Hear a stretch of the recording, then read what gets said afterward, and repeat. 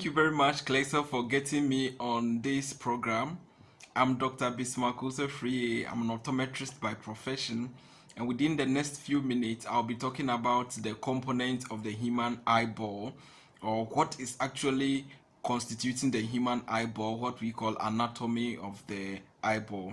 We are not going to go so much detailed like we'll do in the clinic to clinicians, but we'll be basic so that everyone will be able to understand the human eyeball.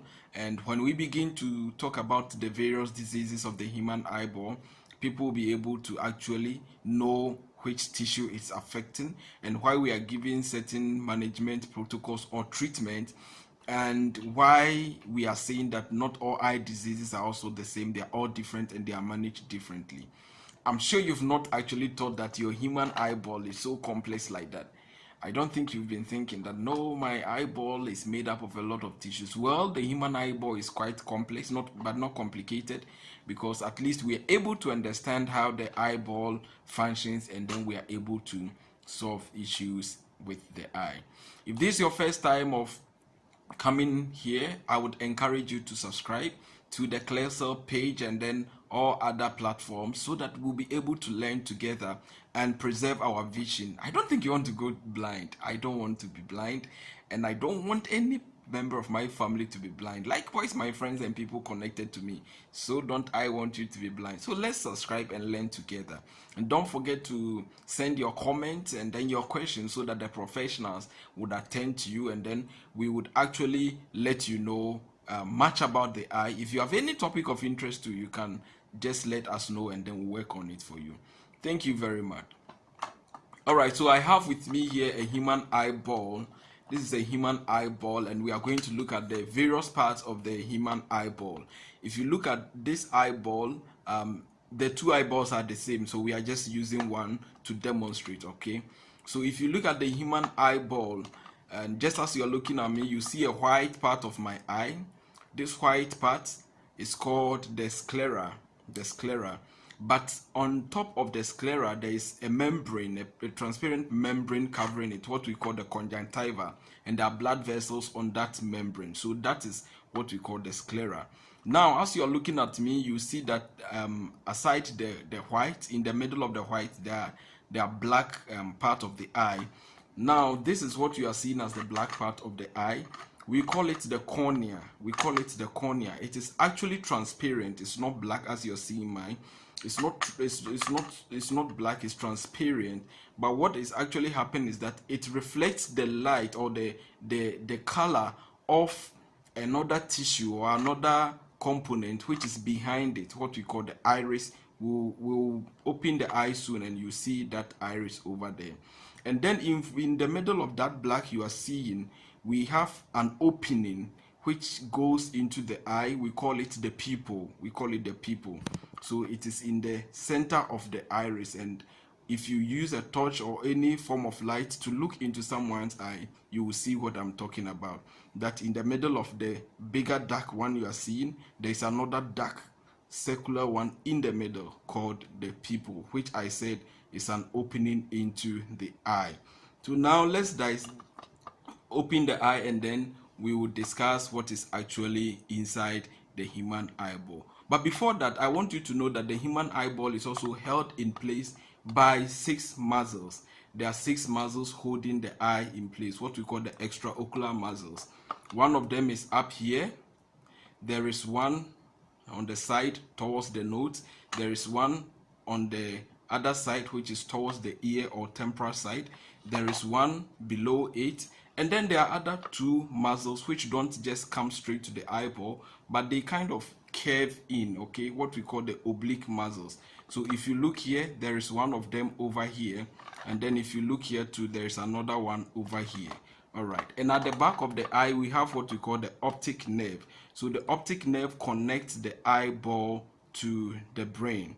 It is the nerve which transmits information from the eyeball to the brain. All right, so let's open the eyeball, and then we know the component inside the eyeball. All right, so when we open the human eyeball, and now we remove the cornea. Now the cornea is made up of 5 layers, but we are not going into all those things. We leave that one for clinicians or those who come into clinical practice, and then we discuss. So this is the iris I talked about, and this is the opening I talked about, the pupil. Now, before you can see, light has to go through all these tissues to the back of the eye, what we call the retina. All right, we'll discuss that. So anything which will actually block the entrance of light to reach the retina will cause poor vision. So please take note of that. Now, before the iris, there is a fluid between the iris and then the cornea. Between them, there is a fluid here. We call it the aqueous humor. It gives shape to the eyeball, and it also nourishes certain parts of the human eyeball. After the iris is the lens. Now, this lens also bulges for you to see at various distances, what we call accommodation.